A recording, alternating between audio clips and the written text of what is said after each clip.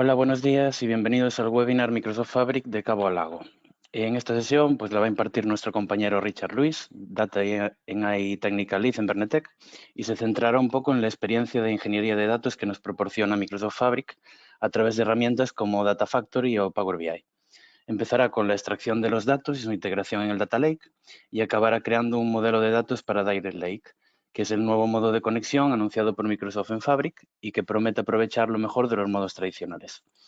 Durante la sesión podréis dejar vuestras preguntas en el chat que tenéis habilitado para ello y al final de la sesión las contestaremos.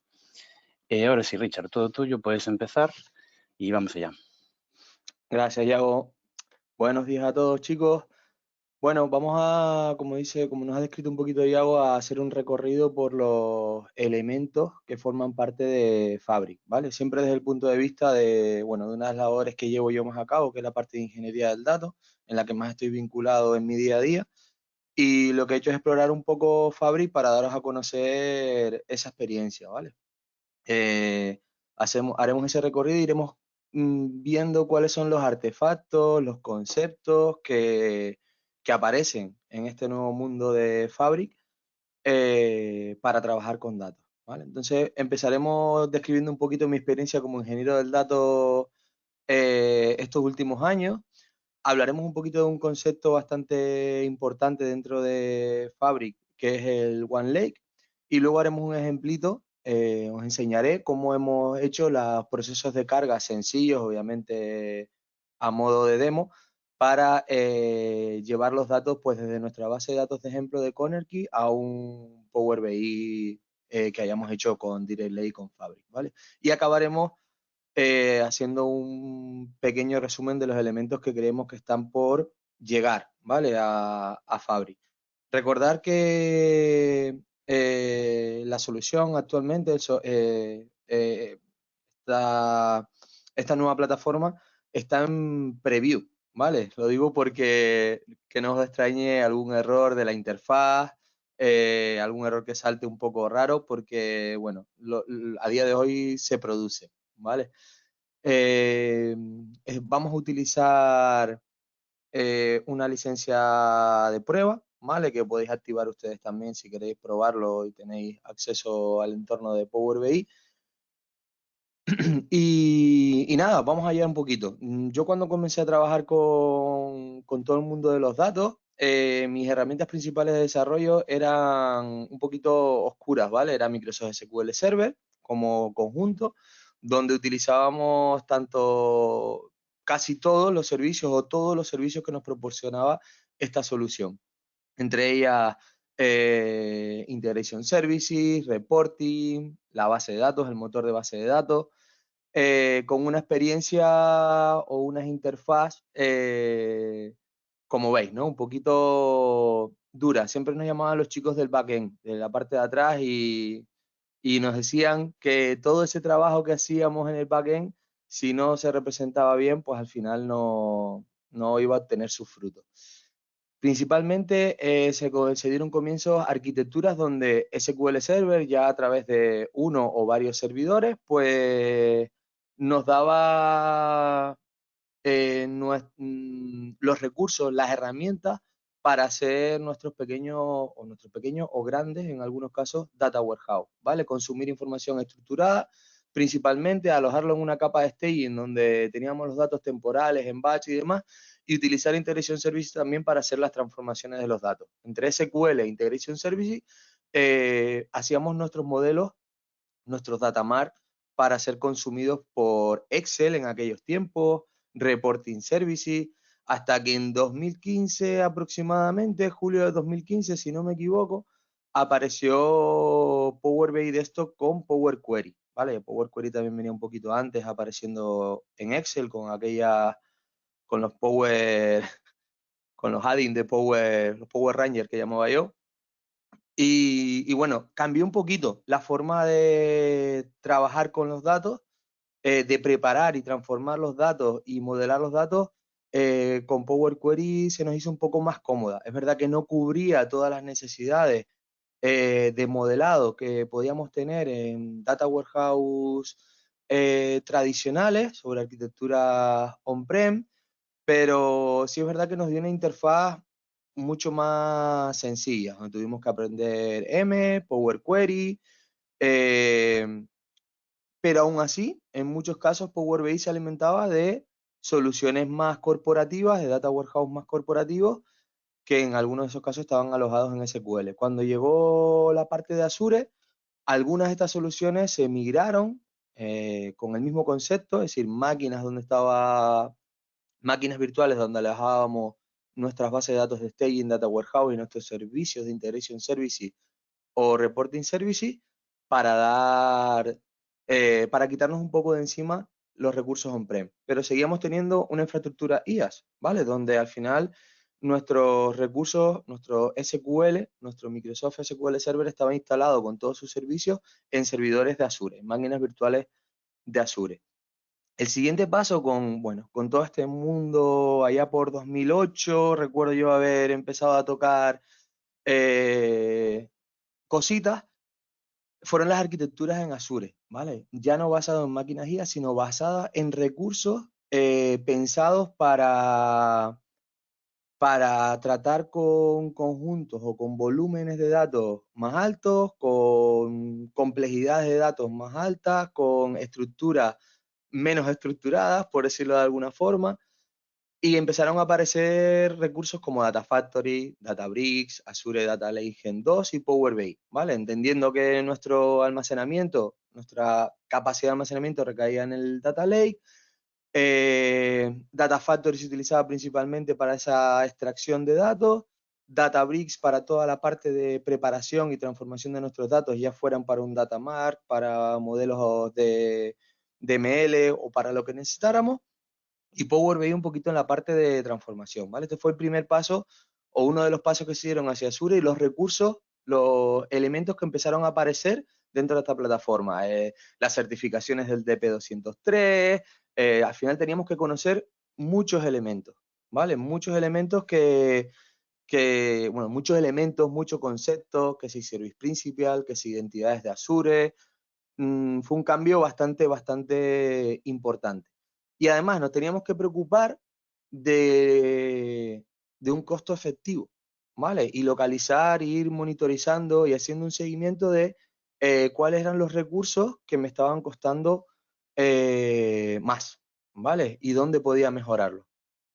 Allá por 2019, finales de 2019, Microsoft anunció Synapse, ¿vale? Synapse Analytics como eh, ese recurso de Azure que intentaba hacer una integración o de alguna manera presentar una oferta unificada de todos los elementos que necesitamos utilizar en este tipo de arquitectura, ¿vale? Ha incluido pues los motores de Spark, el Data Factory, el pool dedicado, el serverless, la cuenta de almacenamiento, todo dentro de Synapse. Y por ahí también estaba Power BI, con una integración con Synapse, pero no era una integración total, ¿vale? No tenía, desde mi punto de vista, no estaba demasiado lograda, ¿vale? Con esto lo que intentó, o desde mi punto de vista, lo que intentaba Microsoft era volver a los escenarios un poco anteriores, donde con Microsoft SQL Server, con una única oferta, daba a los usuarios la capacidad de trabajar con los datos, ¿vale? Y aquí creo que van un poco en esa línea. Están intentando ofrecer una solución unificada, una única oferta para tener todos los elementos necesarios para trabajar en el mundo de los datos, ¿vale? Y ahí es donde aparece un poquito Fabric, para hacerlo más fácil aún que lo que le hacía Synapse, que para algunos de nosotros no era del todo fácil. Estaba unificado, nos daba la experiencia de serverless, pero no tiene nada que ver la unificación y la integración desde mi punto de vista que ha logrado Fabric con la que tiene Synapse en estos momentos, ¿vale? La experiencia que nos proporciona Fabric es una experiencia total, ¿vale? Tanto de preparación de los datos, de ingesta de los datos, de data warehousing, ese concepto evolucionado del pool dedicado de Synapse, toda la parte de Data Science, toda la parte de Real Time con la evolución del Azure Data Explorer y la integración total con Power BI, ¿vale?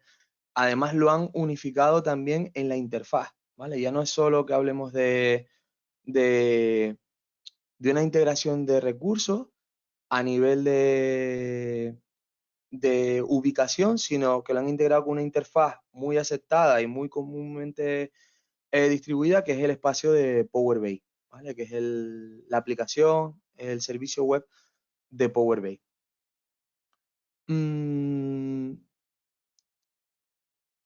Además de toda esa experiencia, han creado un concepto nuevo de lo que es un data lake, ¿vale? Que es el One Lake, donde están unificando todos los datos de nuestra organización. Vamos a tener un One Lake por cada tenant y todos los datos van a estar dentro, o el objetivo que persigue el Fabric es que todos los datos estén dentro de ese One Lake. Entendamos Fabric como lo que os digo, una oferta unificada, ¿vale? Un único pago según la capacidad que decidamos tener.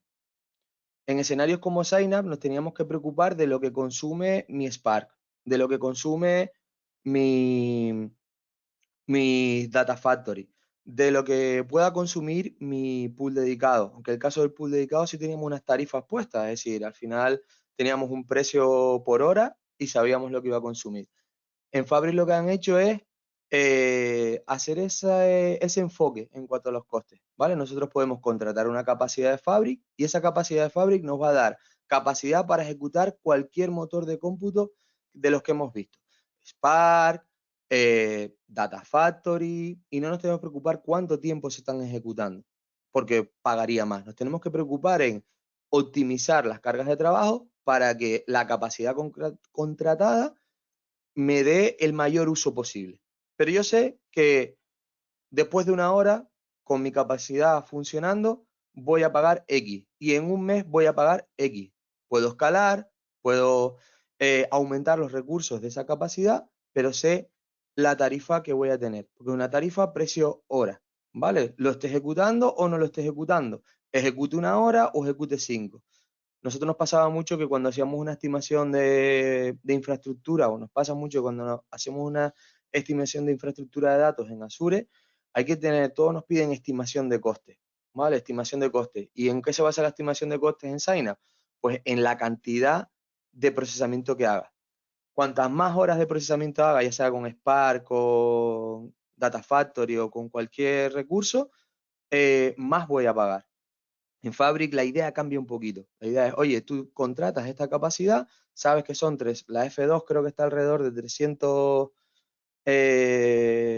euros al mes. Sí, creo recordar, estoy hablando un poco de memoria. Y yo sé que si lo tengo funcionando 24/7, lo tengo activo 24/7, voy a pagar eso. Pero incluso lo puedo pausar o la puedo escalar si lo necesito. ¿Vale? Entonces ya nos tenemos que preocupar más bien de lo que os decía antes, intentar que en nuestra carga de trabajo de Fabric poder ejecutar todo lo posible, optimizar los procesos para tener mayor capacidad. Quizás un pensamiento un poco más de optimizar para procesar más datos, ¿vale? No optimizar para que dure menos y entonces pague menos, porque lo que voy a pagar más o menos está claro. Quiero pensar que incluso va a ser un coste más eficiente que las plataformas actuales, pero esto es una opinión personal mía y no argumentada con ningún hecho empírico, ¿vale? Lo que os decía, seguro, va a llegar una parte que es One Security, que todavía está en camino, que nos va a permitir además unificar toda la parte de seguridad de acceso a ese One Lake, a los artefactos y demás dentro de Fabric. Sin infraestructura que administrar, yo despliego una capacidad de Fabric en Azure, ¿vale? Como podéis ver por aquí, a ver si llego. Yo despliego una capacidad de Fabric en Azure, la inicio o la pauso y ya la tengo disponible para asociársela a mis áreas de trabajo y empezar a trabajar con los artefactos y las características de Fabric.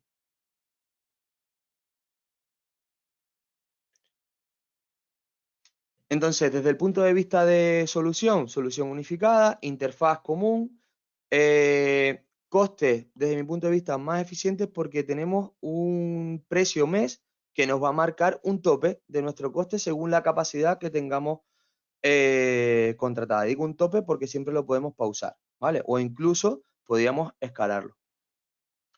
Y ahora aparece el concepto dentro de Fabric sobre, o como base de todo lo que es Fabric, aparece el concepto de One Lake, ¿vale? ¿Cuál es la idea de One Lake? Pues tener un espacio común para toda la organización donde se van a almacenar los datos.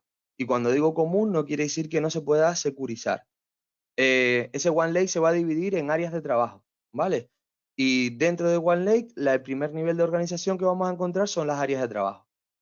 Pero toda esa información que hay en el One Lake va a estar disponible para el resto de la organización, siempre que se configuren los accesos de forma correcta. Otro concepto súper importante dentro del One Lake es que se van o se intenta favorecer los accesos directos, es decir, minimizar el movimiento de datos, ¿vale? Fijaros que lo que nos va a permitir es que en un mismo espacio esté toda la información, tanto en ficheros como en tablas. Es verdad que el formato de tabla que maneja es Delta Lake, es un open format de Delta, que va a permitir incluso a otras herramientas de terceros conectarse a ese One Lake para consumir la información que esté en ese One Lake. Podemos habilitar o deshabilitar este tipo de accesos externos. Accesos externos, unificación y accesos directos. Ahora mismo, dentro de un One Lake podemos arrojar nuestros datos, cargarlos con una copia de los datos, pero también podemos crear un acceso directo a datos que tengamos en una cuenta de almacenamiento, en un Data Lake Gen 2 que tengamos desplegado por ahí, incluso en Amazon. Y crear acceso directo, vínculos que sin necesidad de mover el dato nos van a permitir consultar el dato que está en esa cuenta de almacenamiento, en ese Data Lake externo o en esa cuenta de Amazon, ¿vale? Incluso podemos crear accesos directos dentro de los diferentes o entre los diferentes áreas de trabajo que podamos crear, ¿vale? La idea un poquito de este One Lake, pensarla como un único sitio donde van a estar mis datos, ¿vale? Muy parecido a OneDrive también, tiene una aplicación de escritorio donde podemos ver esa información y la información dentro de ese One Lake va a estar organizada por áreas de trabajo y carpetas. Si vemos un poquito el explorador, la experiencia de exploración desde One Lake, fijaros que aquí, voy a sincronizarlo, ¿vale? Fijaros que aquí nos aparecen en el primer nivel de nuestra aplicación de One Lake de escritorio para Windows, nos aparecen las áreas de trabajo. La área de trabajo que he preparado, un área de trabajo propia y otra área de trabajo de prueba que tenemos por ahí. Dentro de ese área de trabajo, el siguiente nivel que vamos a encontrar son las bases de datos de Lakehouse o de Warehouse, ¿vale? Ahora mismo solo vamos a trabajar con Lakehouse. El Lakehouse es un concepto que dentro de OneLake lo que va a hacer es agrupar datos, ¿vale? Y a nivel de base de datos de Lakehouse lo que vamos a poder es hacer consultas sobre ellas. Ahora veremos todo lo que tenemos. El formato del contenido que hay en estos Lakehouse pueden ser ficheros o tablas, principalmente. Ficheros de cualquier tipo, en este caso estoy haciendo ficheros Parquet, y tablas con el formato de Delta. Todo lo que creemos como tabla se va a guardar en formato Delta, ¿vale? Aspectos importantes de la parte del One Lake. Pensar en eso, un Data Lake para toda la organización, ¿vale? Va a estar organizado en áreas de trabajo para distribuir básicamente directivas de propiedad y de acceso, ¿vale? ¿Quién puede escribir dentro de este área de trabajo? ¿Quién puede leer dentro del área de trabajo? Profundizaremos un poquito más en esa parte. Siguiente punto, cada área de trabajo le podemos asociar diferentes capacidades de Fabric, ¿vale? Podemos tener una o n capacidades. Solo un One Lake, una o n capacidades de Fabric. Al final lo que nos proporciona Fabric son recursos para cómputo, ¿vale? Recursos para cómputo. Entonces podemos tener una o varias. Abierto para todos. Lo que os decía, capaz de conectar con Databricks. Podemos utilizar Databricks para que se conecte a nuestro One Lake y consumir información de ese One Lake. y una única copia de los datos. ¿Vale? Esto quizás es la parte que más énfasis está poniendo Microsoft. ¿Vale? Vamos a dejar de estar moviendo datos, creando silos de información con un proceso que tiene que copiar los datos, y lo que vamos a hacer son vínculos hacia esos datos. ¿Vale? Lo que os decía, un Open, el formato de datos abiertos que soporta ahora mismo el OneLake es Delta, ¿vale? Y si nos fijamos aquí, el OneLake está dentro del concepto de Fabric, pero en realidad Fabric lo que nos está proporcionando son las capacidades de cómputo, ¿vale? Capacidades de cómputo para transaccional, de Spark, de Custo y de Analysis Services, ¿vale? Para dar solución pues, a todas las necesidades, desde Business Intelligence, Real Time, Data Science, etcétera. Si desplegamos capacidades de Fabric que nos va a dar capacidad de cómputo, y ese Fabric va a estar consumiendo información de nuestro OneLake. Los datos van a estar organizados en áreas de trabajo y en Lakehouse, ¿vale? Bases de datos de Lake, básicamente, que en realidad lo que tienen son tablas en formato Delta, ¿vale? Que es un formato abierto comúnmente o muy popular en estos tiempos, ¿vale? Para toda la parte de, en todos los escenarios de Spark. Pero no solo vamos a trabajar con Spark, ¿vale? Vamos a tener la posibilidad de trabajar con diferentes sabores, como veis por arriba.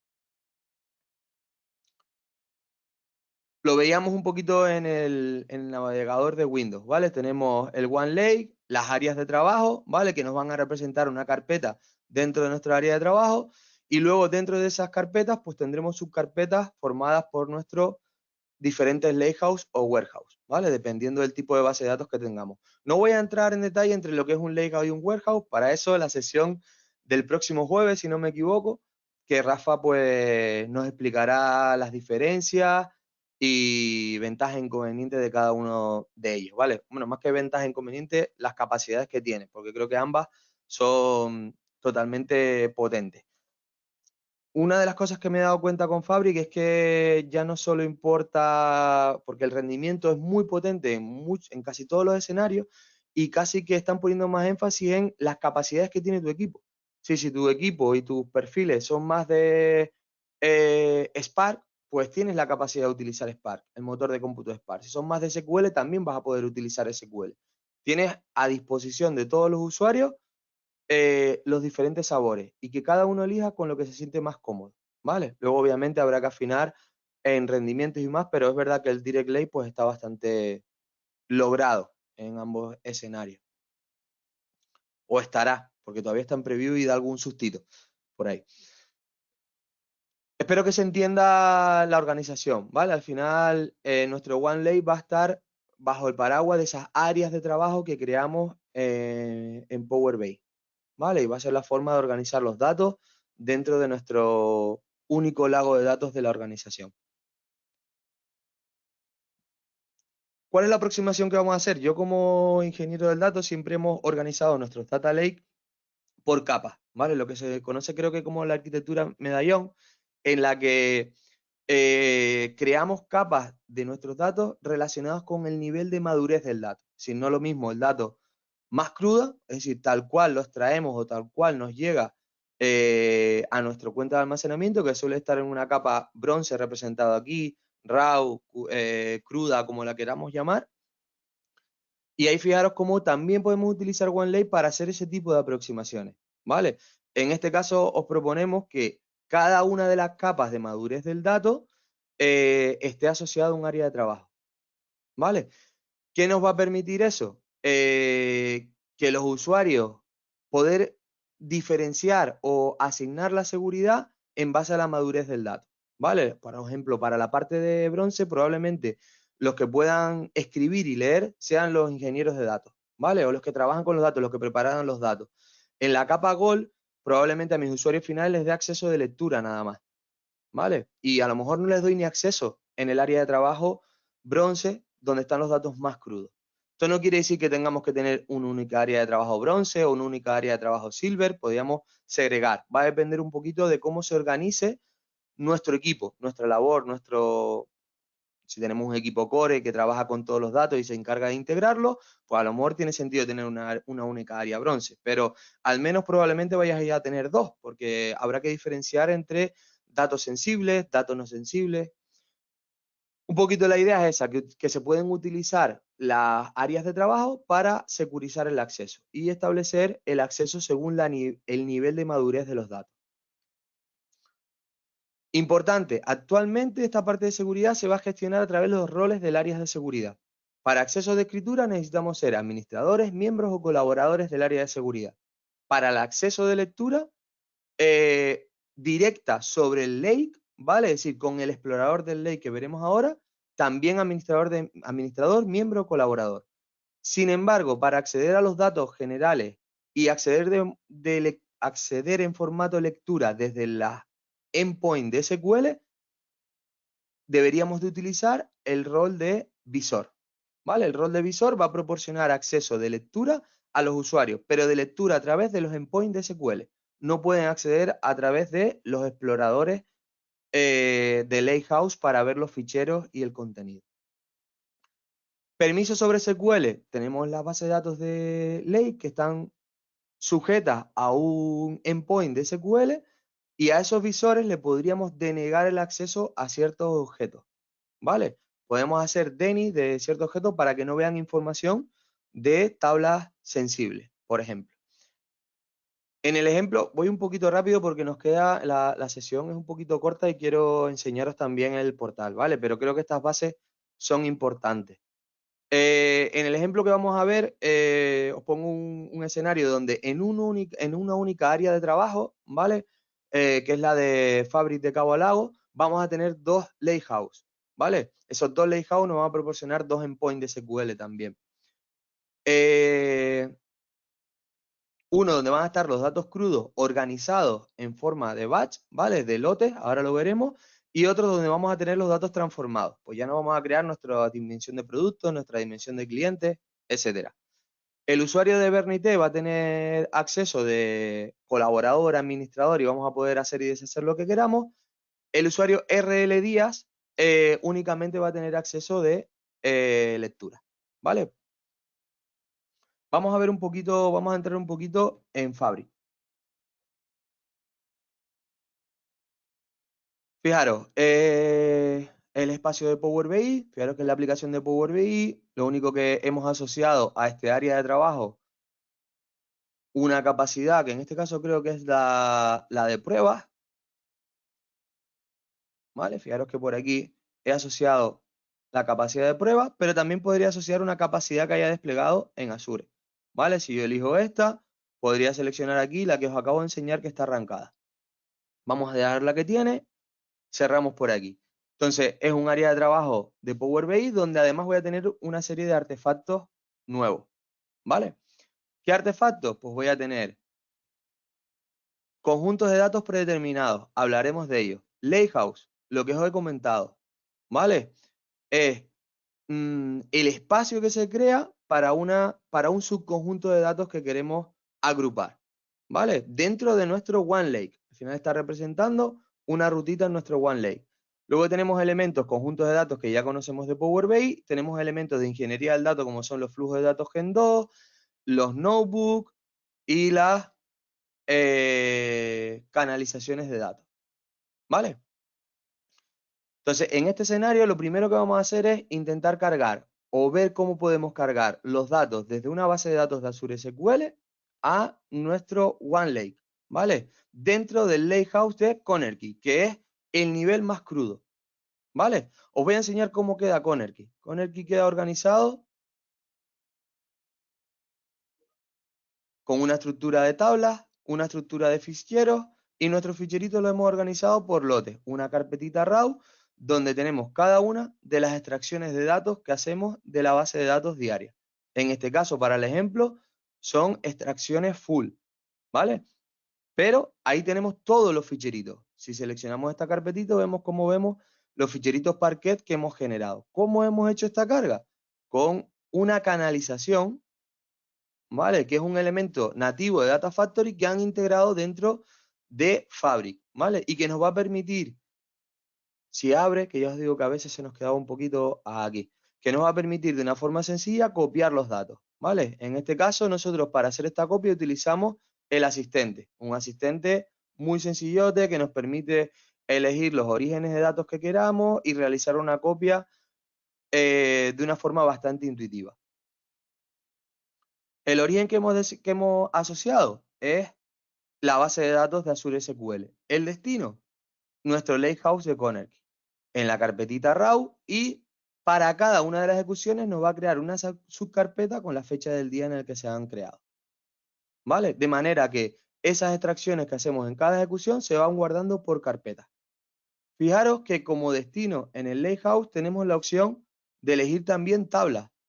Podríamos, en lugar de almacenar como ficheritos Parquet, que es lo que estamos haciendo, almacenarlo en tablas. ¿Por qué utilizo ficheros Parquet?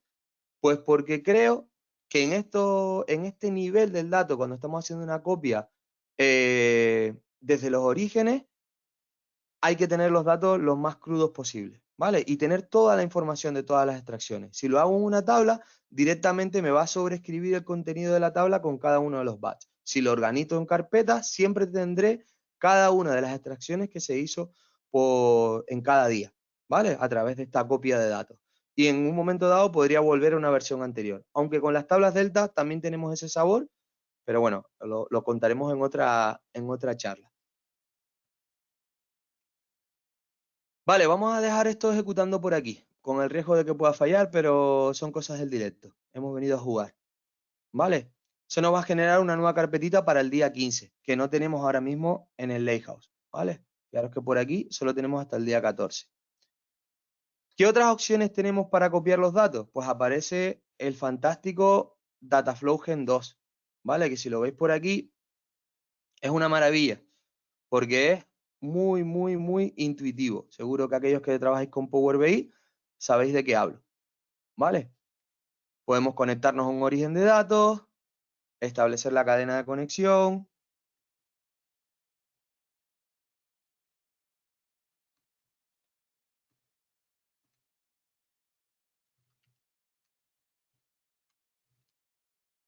Las prisas no son buenas. Corner, sí. OLTP. Vale, siguiente.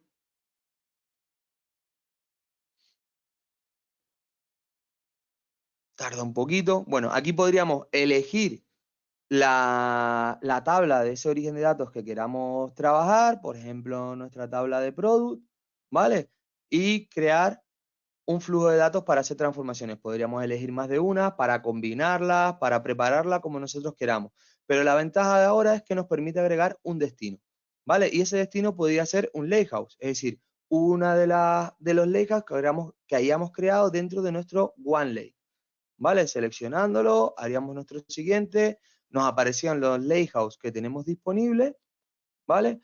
Pero en este caso solo nos deja trabajar con tablas, ¿vale? Tendríamos que elegir el formato de tablas. No nos está permitiendo que este Dataflow vuelque los datos en unos ficheros para poder organizarlos por lotes, como hemos hecho con el copy data, ¿vale? Podría ser una opción, porque además las tablas son delta, y lo que os decía antes, las tablas delta tienen una característica que son versiones de los datos, con lo que podríamos configurarlo, pero yo prefiero tenerlo en lotes, ¿vale?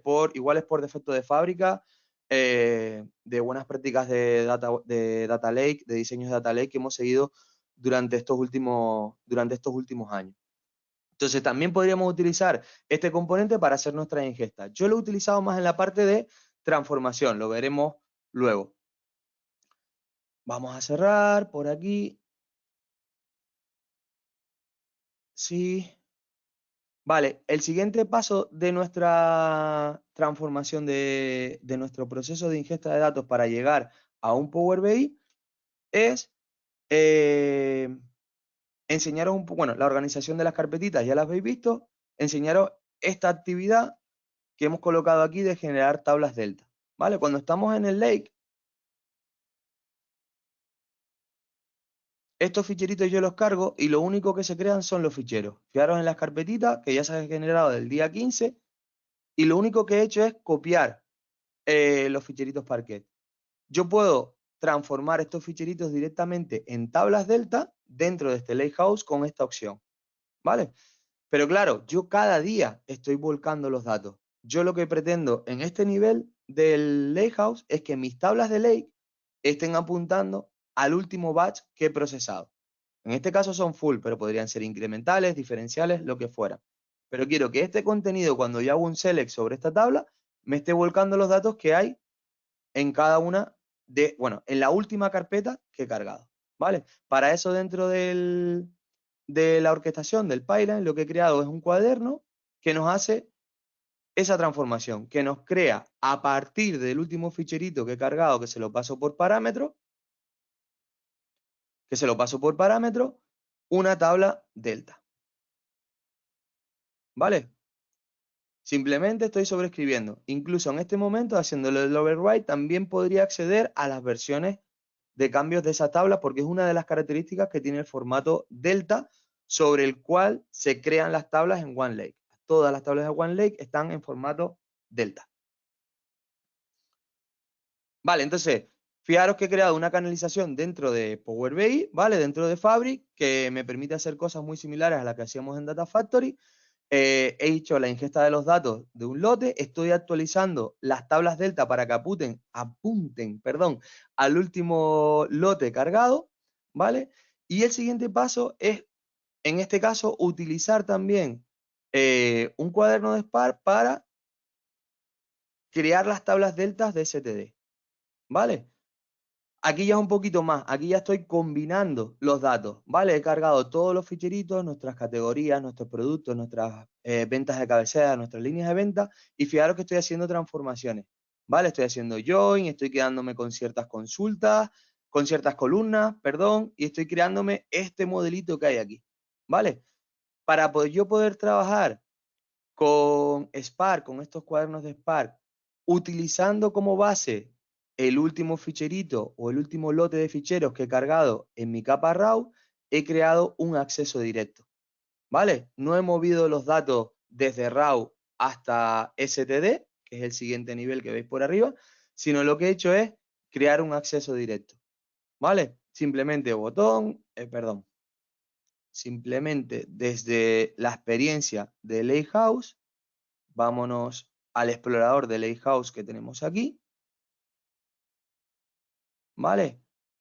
Añadimos un nuevo acceso directo y eso me va a permitir hacerlo sobre algún elemento que ya tenga dentro de mi OneLake corporativo, siempre que tenga acceso, sobre un Data Lake o sobre Amazon S3, ¿vale? Y podemos hacerlo para ficheros o para tablas delta. Yo en este caso lo que lo he hecho es para ficheros, ¿vale? Y de esta manera, en este mismo lake tengo una referencia a los datos que están en RAW. No he tenido que copiar los datos, ¿vale? Aun estando organizados en diferentes workspace o aun estando organizados en diferentes lakehouse, ¿vale?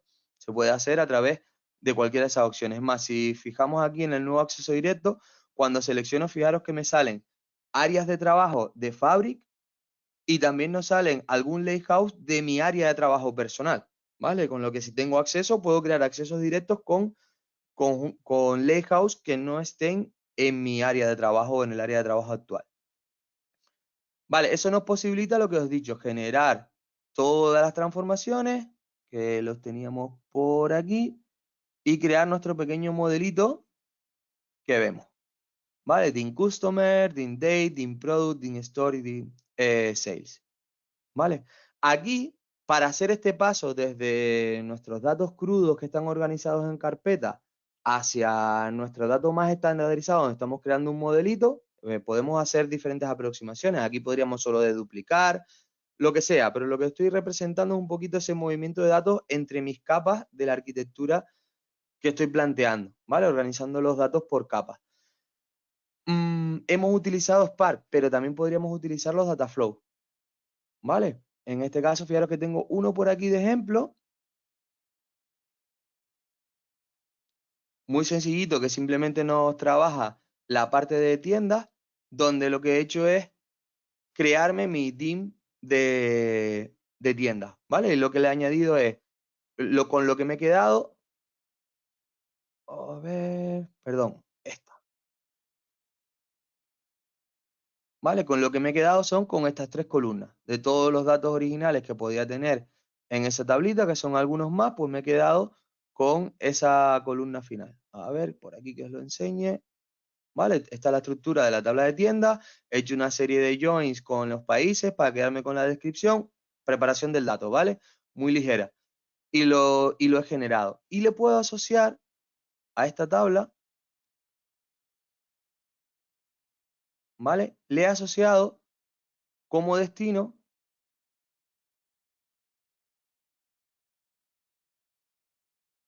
una tabla del lake, una tabla existente. Con lo que cada vez que se ejecute este data flow, me estará actualizando la tabla din store. ¿Vale? En este caso, en el nivel de STD, ya no trabajo con ficheros, ya trabajo directamente con tablas delta. Y los data flow me permiten leer de un origen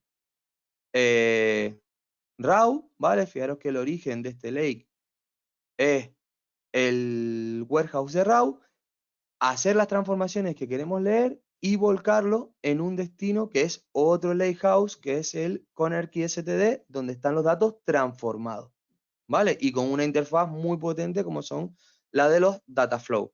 Han añadido esa característica para que ese Dataflow tenga un destino y pueda escribir en ese destino. Lo puedes hacer con Spark, lo puedes hacer con Dataflow, ¿vale?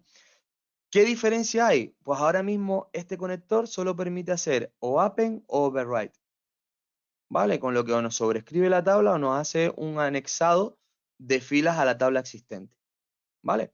Sin embargo, con Spark tendríamos la posibilidad de hacer un merge, ¿vale? Fijaros que por aquí, cuando le damos a siguiente, nos pregunta si quieres que se anexen los datos o quieres que se reemplacen, ¿vale? Son las opciones que nos permite ahora mismo. El mapeo, la asignación de columnas con la tabla que ya existe y poco más, ¿vale? En muchos escenarios esto ya es suficiente, en otros escenarios nosotros planteamos hacer un upsert de los datos, ¿vale? Y si queremos hacer un upsert, ahora mismo la opción es ir a través de un notebook que nos ejecute, que nos haga la transformación, pero que al final, en lugar de hacer un override, nos haga un merge. Todo este contenido es igual, pero fijaros que cuando decidimos guardar los datos, no estamos haciendo un override, sino estamos haciendo un upsert de delta, ¿vale? Utilizando la función merge, indicándole la clave, nos actualiza los datos o nos inserta los datos nuevos, ¿vale? Nos actualiza los datos existentes o nos inserta los datos nuevos. Entonces tenemos esas dos opciones. También podemos utilizar Spark, también podemos utilizar Dataflow Gen 2 y cada uno a día de hoy pues tiene Spark, es código, es mucho menos visual, más orientado a desarrolladores acostumbrados a trabajar con Python, desde mi punto de vista. Y el Dataflow, pues usuarios menos cómodos, que se sientan menos cómodos con este tipo de tecnología, ¿vale? Este tipo de lenguaje. Con esa salvedad de que a día de hoy pues tenemos la posibilidad de hacer merge en Spark. Cosas importantes, no borréis esto, ¿vale? Cuando creáis un Dataflow os va a crear estos tres elementos por defecto. No se deberían de ver, consumen unos recursos que no se deberían de consumir, ya el equipo de Microsoft está al tanto, pero no los borréis. Si los borráis os empieza a dar error los Dataflow y os podéis volver un poco locos. Creo que básicamente lo que hace es utilizar este espacio del OneLake como almacenamiento temporal para las transformaciones que proponemos dentro del Dataflow, ¿vale? Lo que hacemos con ese entorno visual, pues utiliza un espacio del lake para hacerlo. No se deberían de ver, ya está confirmado además de que no se deberían de ver y no se van a ver en cuanto la arregle. Vale, entonces hemos visto el sabor de Spark, hemos visto el sabor de Dataflow Gen 2 para hacer las transformaciones. Os he dicho el problemita de estos elementos. Y por último, ¿qué nos queda? Pues crear un modelo de datos, ¿vale? Fijaros, os voy a explicar, cuando creamos el lakehouse se nos crean tres elementos. Siempre que creamos un lakehouse, se nos crean tres elementos. Fijaros que hay tres aquí y tres aquí, para las dos capas que he representado. Los datos más crudos, los datos más curados, ¿vale? El primer elemento es el lakehouse y si lo utilizamos vamos a entrar en el explorador de lake, que es como si fuera un explorador de un sistema de ficheros y una previsualización, una vista previa de los datos, tanto para las tablas como para los ficheros, ¿vale? Es lo que os he enseñado, que es este sabor que veis por aquí. Bien, ahí solo tenemos este explorador, por decirlo de alguna forma. El siguiente, que sería el punto de conexión de SQL, lo que nos permite es cambiar el aspecto del lakehouse y utilizarlo como si fuera una base de datos de SQL. Entonces podemos hacer el cambio que vemos en esta opción de la derecha, punto de conexión SQL, y aquí ya podemos utilizar consultas SQL. ¿Vale? Podemos lanzar consultas SQL para explorar la información. Nos lo representa además con sus esquemas. Es verdad que cuando es un lakehouse las bases de datos siempre están en el esquema DBO, pero luego podemos utilizar diferentes esquemas pues, para guardar vistas, consultas, etc. ¿Vale?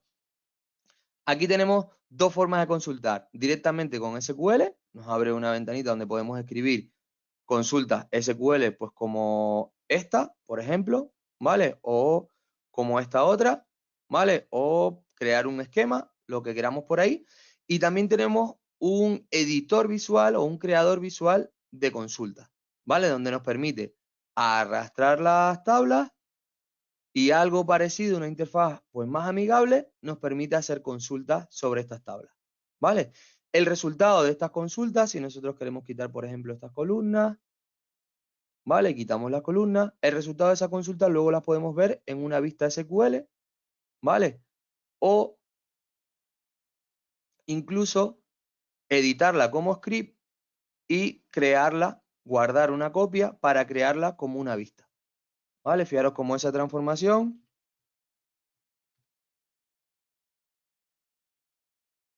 la estoy guardando como vista, tarda un poquito en refrescar y ya nos debería aparecer en un ratín, en cuanto esto refresque, sobre nuestras vistas. ¿Vale? Fijaros por aquí que aparece la vista de demo. Entonces tenemos las dos opciones, o bien utilizar el Transact SQL que conocemos, o bien utilizar esta interfaz visual que nos permite hacer transformaciones pues más o menos complejas, ¿vale? Por ejemplo, por aquí tenemos una de producto, que creo que lo estoy haciendo desde el join con las categorías. Creo que había creado otras en STD, darme un segundito que os lo enseño por aquí. El punto de conexión del nivel de STD también podemos hacer transformaciones. En cualquiera de nuestros lakehouse tenemos esos tres sabores, el explorador de lake, el punto de SQL y veremos un tercero. Vale, fijaros por aquí que hay vistas, a ver que os la enseño por aquí, consultas pues creadas, ¿vale? O vistas con el entorno de visualización, ¿vale? Luego podemos visualizar los resultados con un objeto visual, transformarlo en una vista SQL, descargarlos en archivo Excel, lo que queramos, ¿vale? Pero nos da una interfaz visual para crear consultas SQL.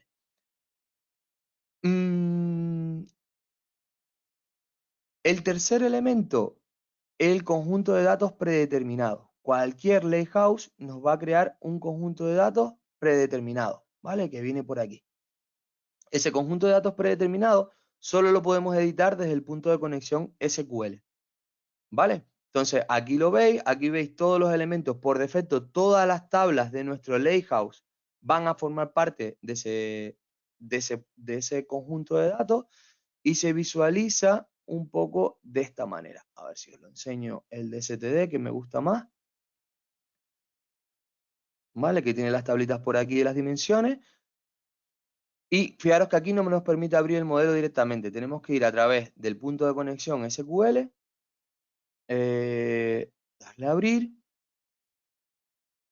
¿Vale? Y aquí, en las tres pestañitas inferiores, tenemos el sabor de datos, el sabor de consulta y el sabor de modelo. ¿Vale? Aquí podemos crear las relaciones. Y las relaciones que creemos en este modelito nos van a servir o las van a heredar los conjuntos de datos que podamos crear sobre él. Por defecto vamos a tener este conjunto de datos predeterminados sobre cada uno de nuestros lakehouse. Pero aparte de eso, nosotros vamos a poder crear conjuntos de datos propios. ¿Vale? Fijaros que aquí en la creación de informes nos dice nuevo conjunto de datos de Power BI o administrar el conjunto de datos predeterminado. Esta administración, aunque funciona regulín a día de hoy, lo que nos va a permitir es, oye, de todas las entidades que tengo en mi lakehouse, en el punto SQL de mi lakehouse, ¿cuáles quieres que formen parte del conjunto de datos predeterminado? Yo te digo que funciona regulín, porque a veces los incluye, a veces no. Bueno, está un poquito inestable porque está en preview. Pero es que además luego también podemos crear nuevos conjuntos de datos de los cuales nosotros vamos a elegir también las entidades que forman parte de ese nuevo conjunto de datos, ¿vale? Heredan lo que tengamos en el conjunto de datos por defecto, las relaciones y demás. ¿Qué más os quería enseñar por aquí? Vale, la parte del nuevo informe, ¿vale? Fijaros cómo para trabajar o para crear informes sobre este conjunto de datos, bueno, podemos conectarnos de Power BI Desktop, pero para editar el conjunto de datos tenemos que venir por aquí. ¿Vale? Vamos a utilizar, en lugar de tocar el por defecto, luego os diré por qué, voy a utilizar uno personalizado que he creado. ¿Vale? Que es este que veis por aquí. ¿Vale? Los personalizados sí que me deja acceder directamente y darle a abrir el modelo de datos. Y fijaros que aquí es donde he creado yo las relaciones. En este caso solo he creado las relaciones con estas 4 tablas. ¿Vale? A partir de ahí podemos crear nuestro modelo directamente desde el servicio de Power BI o bien conectándonos con Power BI Desktop a un conjunto de datos en vivo. ¿Vale? Tendríamos que utilizar la conexión dinámica. Como veis por aquí, es la que he utilizado. ¿Vale?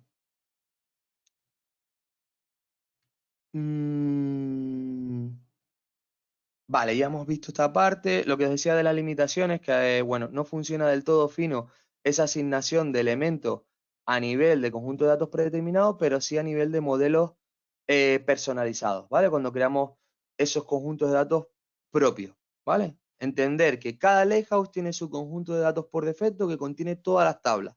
Nosotros podemos decir, oye, no quiero que tengas todas las tablas, quiero que tengas solo un subconjunto de tablas o de vistas del punto SQL, y además quiero crear estas relaciones por defecto. ¿Vale? Ese sería un poquito del conjunto de datos predeterminado. Cuando creamos un conjunto de datos personalizado, lo vamos a crear a partir del conjunto de datos predeterminado y hereda sus características, sus relaciones. ¿Vale? La diferencia actual es que los conjuntos de datos, aparte de que los podemos personalizar más y crear varios, los conjuntos de datos los tenemos que actualizar, ¿vale? Aunque estén en Direct Lake, tenemos que actualizarlos, no tienen ese refresco automático. Y los conjuntos de datos predeterminados se autorrefrescan de forma automática, ¿vale? Aunque es verdad que hay situaciones en las que no. Está también en preview. Se nota que está en preview y a veces no termina de refrescar el dato. El Direct Lake, cuando hablamos de autorrefresco, no se trata de un movimiento de datos, ¿vale? Simplemente lo que hace es apuntar a la versión de la tabla delta correspondiente. Es un tema de metadatos, ¿vale? Porque en realidad siempre accede directamente a los ficheritos, a las tablas delta que hay en el lake. Y creo que con esto es suficiente para dejar algo de tiempo para preguntas. Yago, no sé si hay alguna preguntita por ahí. Por aquí os dejo, bueno, voy a actualizar el conjunto de datos para que veáis que están conectados, que no es una captura. Vale, pues nada, antes de nada, Richard, gracias por la sesión de hoy, que es muy interesante todo este tema de Fabric. Y vale, si te parece, vamos a empezar con las preguntas que nos han ido poniendo por aquí. Mira, tenemos por aquí una de Javier, que nos dice: hola Richard, muy buena sesión, enhorabuena. Por otro lado, ¿se puede considerar como la evolución natural de los Dataflow y Datamarts? Es una evolución de esos servicios.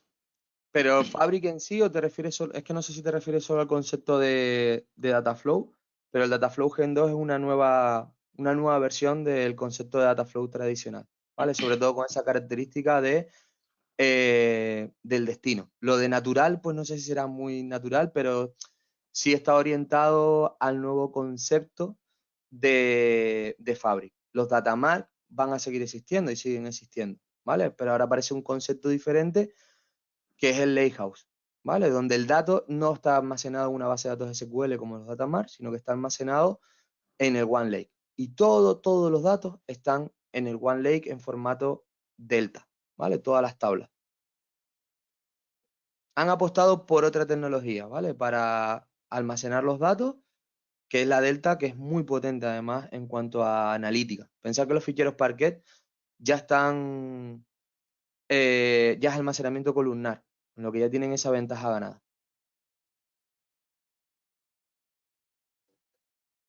Vale, tenemos por aquí otra pregunta de Ramón, que nos dice: ¿significa esto que Azure Analysis Services ha muerto?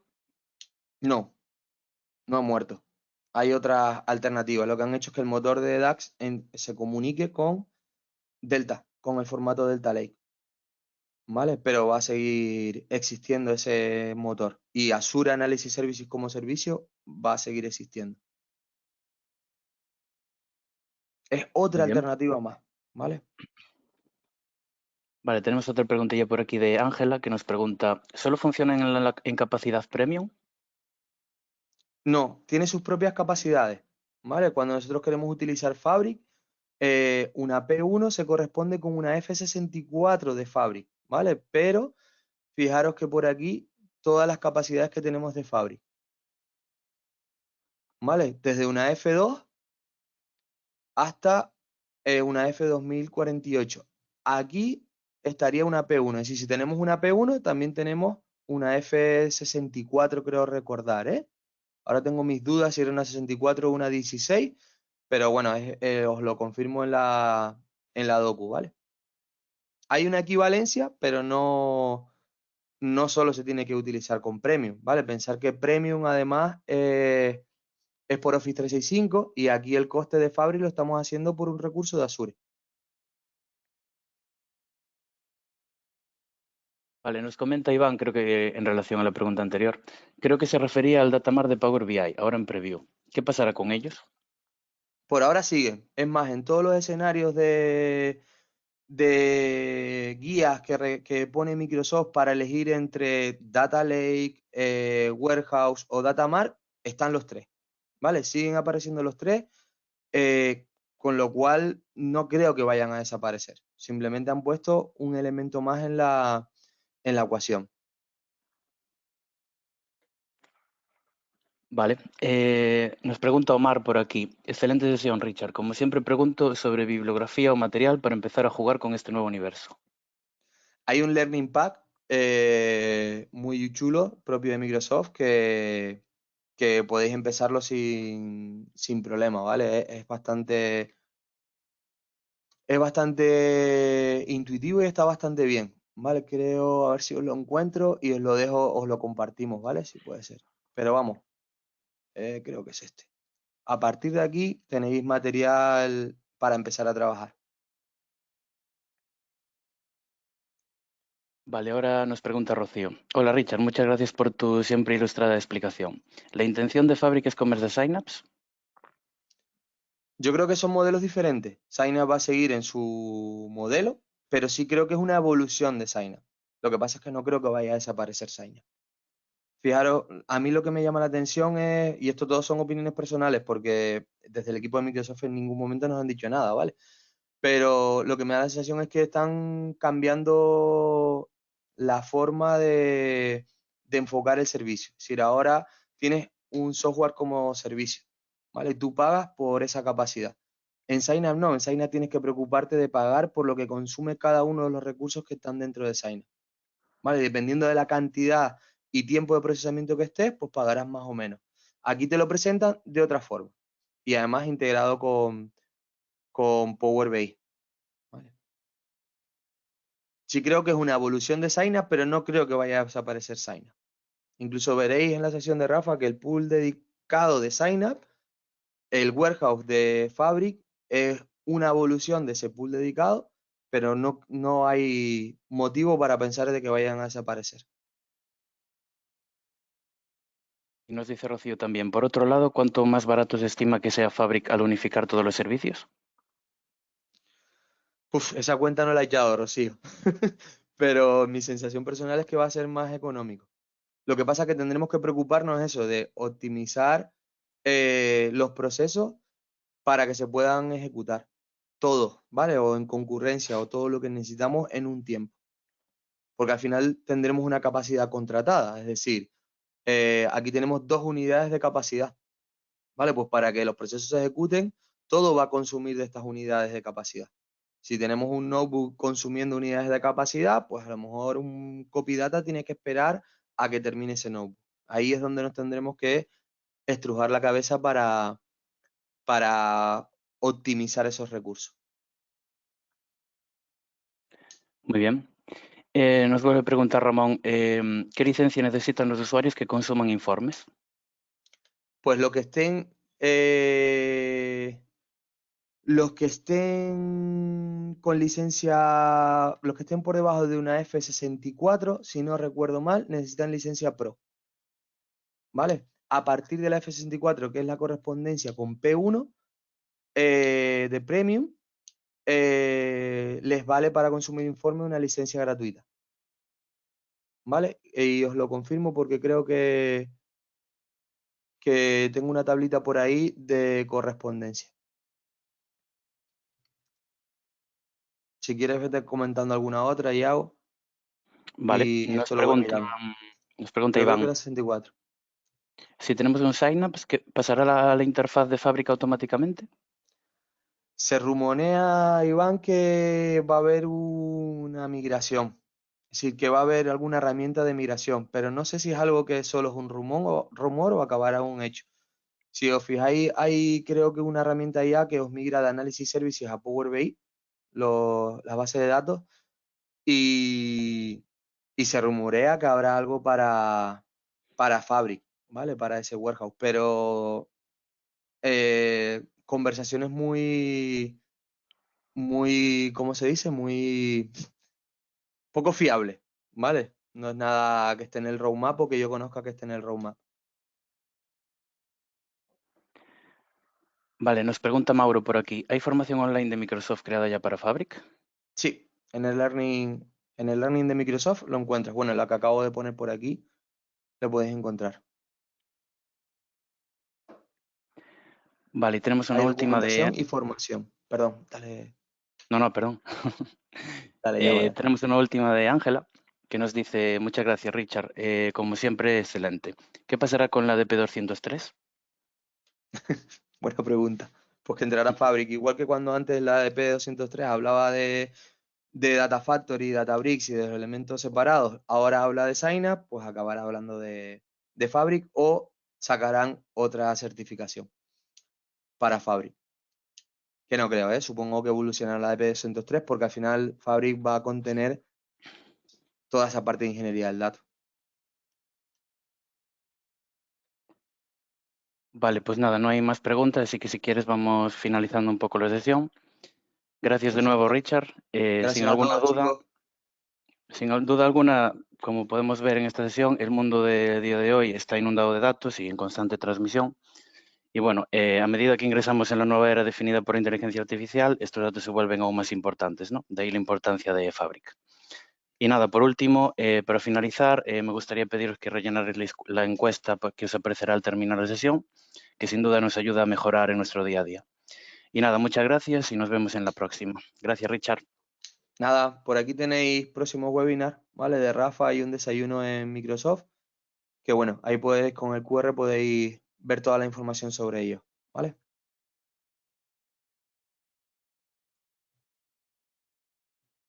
Muy bien, pues finalizamos, Richard. Muchas gracias. Hasta luego. Hasta luego.